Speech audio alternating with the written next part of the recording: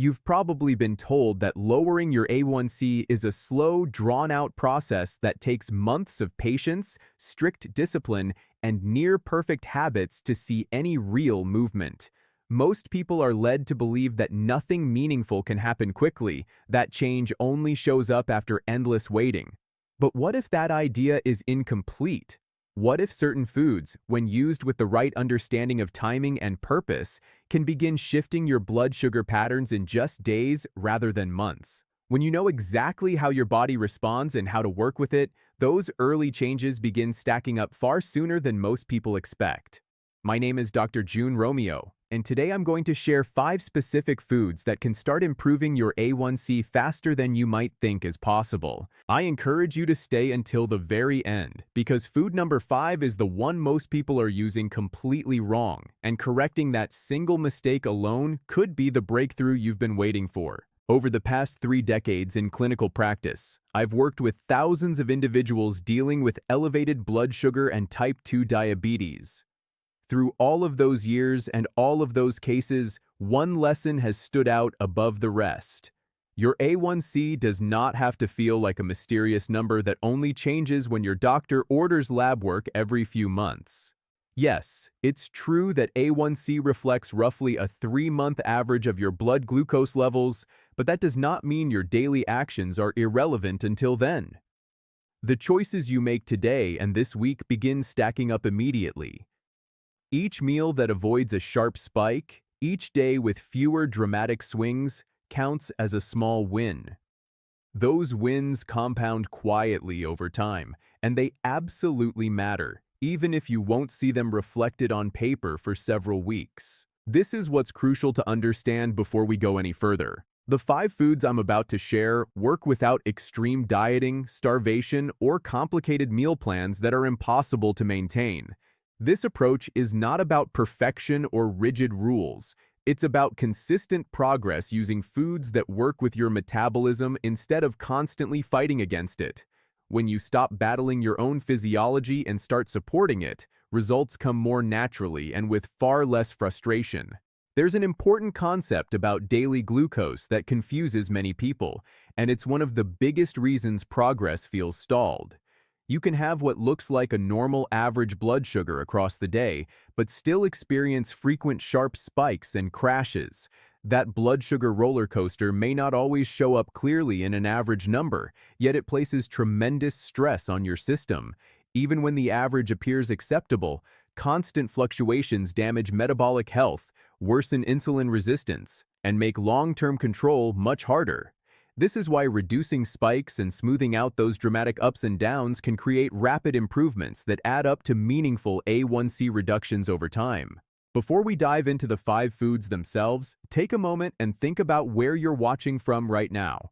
Managing blood sugar is a global challenge, and people everywhere are facing the same frustrations and questions.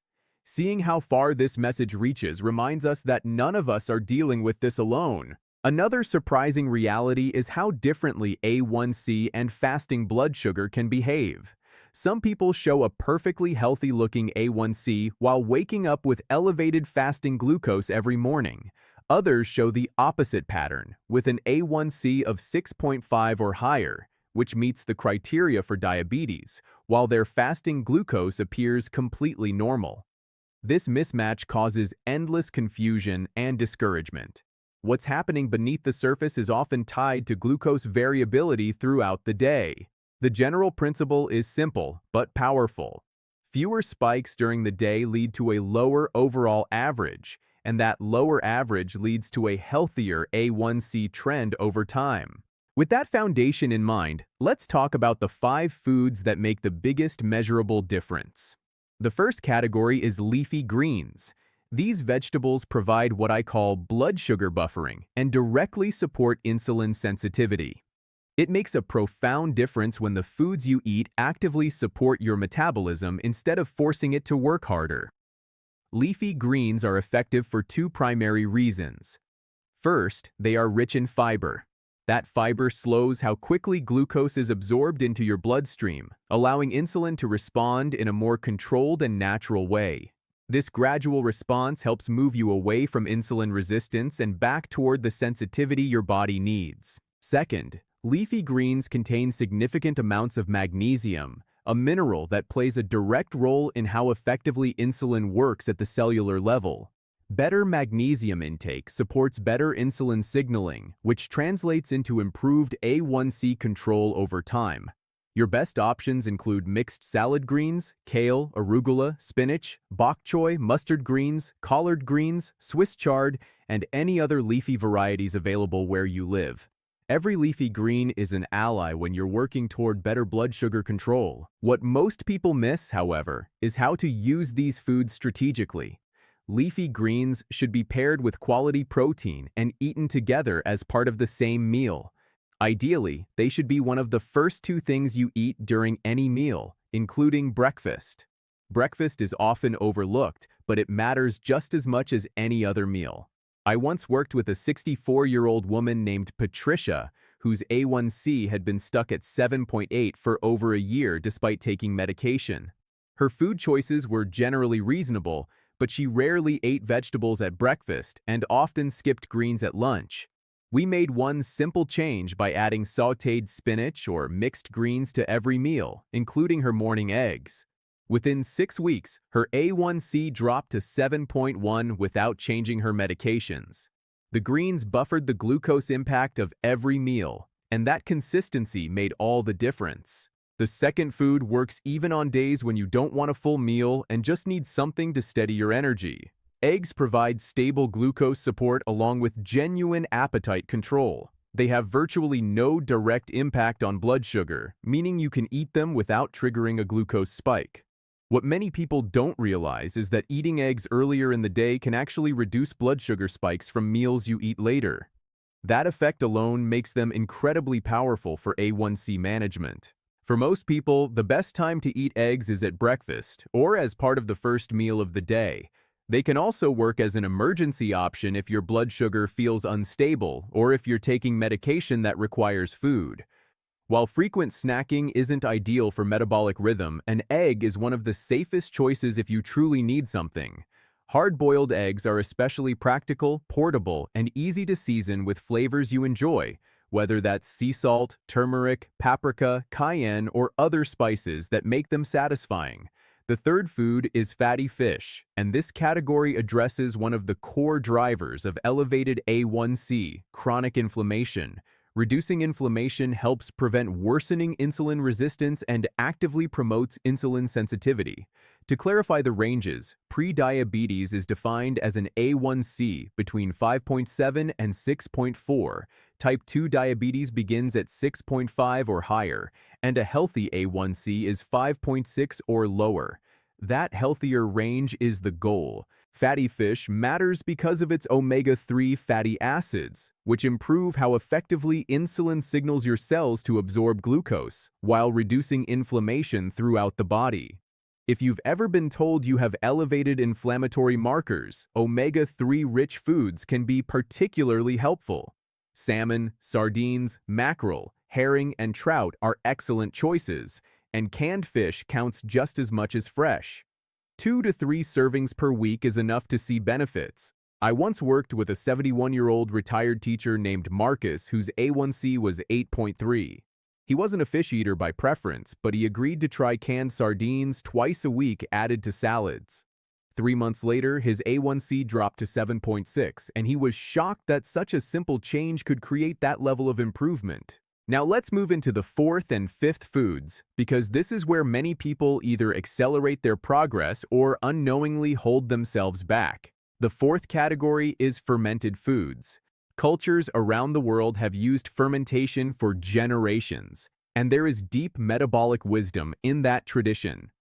Fermented foods directly support your gut microbiome, which communicates with your hormones, nervous system, and metabolic regulation. A healthier gut environment is closely linked to better glucose control. Fermented foods help because the balance of bacteria in your gut influences how your body responds to carbohydrates and insulin. Kimchi, sauerkraut, fermented pickles, miso, tempeh, kefir, and traditional yogurt with live cultures are all excellent options. Only small amounts are needed, just a few spoonfuls per meal. It's important to avoid sweetened versions and always check labels for added sugars. The fifth food, and the one most people misuse, is resistant starch. This category powerfully blunts blood sugar spikes while nourishing beneficial gut bacteria. Resistant starch slows digestion, helps you feel full longer, and improves insulin sensitivity. Legumes like lentils, black beans, chickpeas, kidney beans, and split peas are the best sources. The mistake most people make is eating too much or eating it at the wrong time in the meal. Resistant starch should be eaten last, after protein and leafy greens, and in mindful portions. About a quarter to half a cup is enough for most meals. When people get stuck at the same A1C number for months, this is often the missing piece. To get the fastest results, food order matters. Protein first, then leafy greens, fermented foods on the side, and resistant starch last. Protein blunts the initial glucose rise. Fiber slows absorption.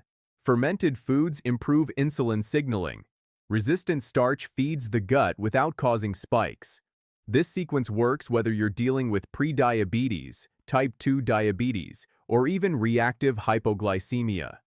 A simple day might start with eggs cooked with spinach, followed by a meal of fatty fish and mixed greens with a small serving of sauerkraut, and later a meal that includes protein, more greens, and a modest portion of lentils or beans. This framework is flexible and can be adapted to your preferences, culture, and availability. The key is consistency, not perfection. Small changes, repeated daily, build momentum. Remember, progress compounds. Every stabilized meal is a step forward. Every reduced spike matters, and over time, those steps add up to meaningful change. Take care of yourself. Stay patient with the process, and trust that your body responds when you give it the right support. This is Dr. Joan Romeo, and I'll see you in the next video, where we'll continue building on these principles and take your understanding of blood sugar control even further. By now, you should have a clear sense that managing A1C is not about chasing perfection or overhauling your entire life overnight. It's about understanding how your body responds, respecting that biology, and then making smart, repeatable choices that quietly work in your favor every single day. When people finally grasp this, something shifts mentally as well as physically. They stop feeling punished by food and start feeling supported by it. One of the most empowering realizations for many individuals is that improvement does not require willpower battles at every meal. Instead, it requires structure. When you know which foods stabilize glucose, which foods calm inflammation, and which foods support insulin sensitivity, the constant decision fatigue begins to fade. You're no longer guessing or reacting. You're acting with intention. That sense of control alone often reduces stress, and lower stress itself plays a meaningful role in better blood sugar regulation. It's also important to acknowledge that progress is rarely linear. There may be weeks where numbers don't move as quickly as you'd like, and other weeks where they surprise you. That variability does not mean the strategy isn't working. Remember, A1C reflects an average built from thousands of individual moments. Every time you blunt a spike, every time you prevent a crash, you're contributing to a quieter, healthier metabolic environment. Those moments accumulate whether you see them immediately or not. Many people ask whether these foods still matter if they're already taking medication. The answer is yes, perhaps even more so. Medication can help manage blood sugar, but food determines the terrain that medication has to work within. When your meals are structured to reduce spikes and inflammation, medication often works more effectively and with fewer side effects. In some cases, people even find that their need for escalating doses slows down over time, all because the foundation has been strengthened. Another common concern is sustainability. People worry that eating this way will feel restrictive or boring. In reality, this framework is remarkably flexible. Leafy greens come in endless varieties. Eggs can be prepared in dozens of ways. Fatty fish can be seasoned and cooked according to your cultural preferences. Fermented foods differ across regions, and legumes are among the most diverse food groups available. This isn't a narrow diet. It's a set of principles you can adapt to almost any cuisine in the world. Social situations and eating out don't have to derail progress either. When you understand food order and portion awareness, you can make better choices even in less than ideal settings. Starting with protein, prioritizing vegetables, and being mindful with starches can be applied almost anywhere. It's not about being perfect at restaurants or family gatherings. It's about reducing damage and maintaining momentum. It's also worth mentioning that sleep, movement, and stress management amplify everything we've discussed. While today's focus has been food, these factors interact constantly with blood sugar regulation. Even a short walk after meals can enhance glucose uptake. Prioritizing sleep improves insulin sensitivity. Learning to manage chronic stress reduces hormonal signals that drive glucose higher. Food is the cornerstone, but it doesn't exist in isolation. If you're feeling encouraged but also slightly overwhelmed, that's normal. The key is not to implement everything at once. Choose 1 or 2 changes that feel manageable this week. Maybe it's adding leafy greens to breakfast. Maybe it's introducing fatty fish twice a week. Maybe it's paying attention to food order for the first time. Small, deliberate steps are far more powerful than dramatic changes that don't last. As you move forward, keep checking in with how your body feels, not just what numbers say. Stable energy, fewer cravings, clearer thinking, and better mood are often early signs that blood sugar is stabilizing, even before lab results catch up. These signals matter. They're feedback from your body that you're moving in the right direction. Finally, remember that this journey is deeply personal. Comparing your progress to someone else's will only distract you from what truly matters. Your physiology, history, and circumstances are unique. What counts is that you're making informed choices and showing up consistently. Over time, those choices compound into results that once felt out of reach. Thank you for spending this time learning how to support your health in a practical, grounded way. Stay curious, stay patient, and keep building on what you've started.